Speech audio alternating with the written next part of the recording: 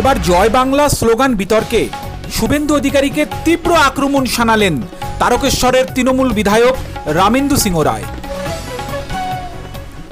শুভেন্দু অধিকারী পাগলামি করছেন, দাদু হয়ে যাবেন কিন্তু মুখ্যমন্ত্রীর চেয়ারে বসতে পারবেন না।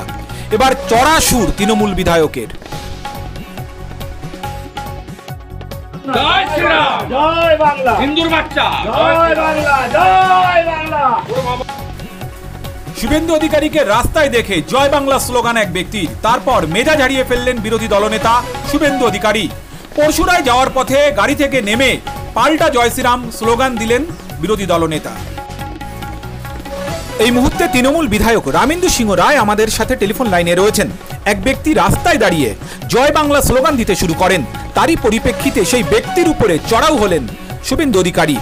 এই যে তরজা বাংলার মানুষ আর কত দিন দেখবেন, কি বলবেন আপনি? এটা উনি ফার্স্টেশনে ঢুকছেন, তখন পাগলা হয়ে উঠেছেন। এখানেতে কোন রাজনৈতিক দল তার পথে আটকে এই স্লোগান বা এইসব করেনি।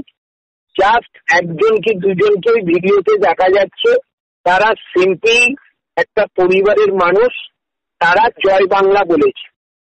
তাতে করে উনি গাড়ি থেকে যেভাবে নেমে এসে চড়াও হয়েছেন, জোর করছেন জয় শ্রীরাম বলার জন্য, এবং বলছেন পিঠের চামড়া ফাটিয়ে দেব।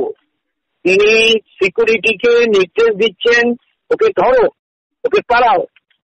সেখানে তার সিকিউরিটি ওই লোকটির পিছনেতে ধাওয়া করছে। এটা অত্যন্ত নিন্দনীয়। এই কখন একটা মানুষ করে, যখন মানুষ নিজের উপর আস্থা হারিয়ে ফেলে। এই বিরোধী দলের নেতা সে নিজের উপর আস্থা হারিয়ে ফেলেছে।